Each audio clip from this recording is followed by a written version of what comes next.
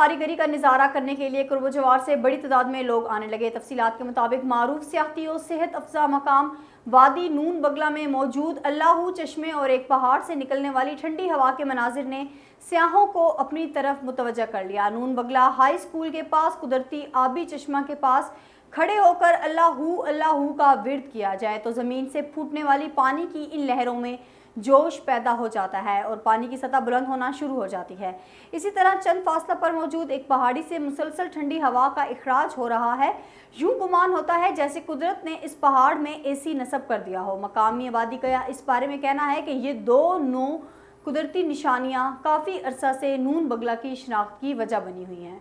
ताहम इस इलाके में सहूलियात के फकदान और मुनासिब तशहीर ना होने की वजह से नून बगला अभी तक मुल्की और गैर मुल्की सयाहों की आंखों से ओझल है।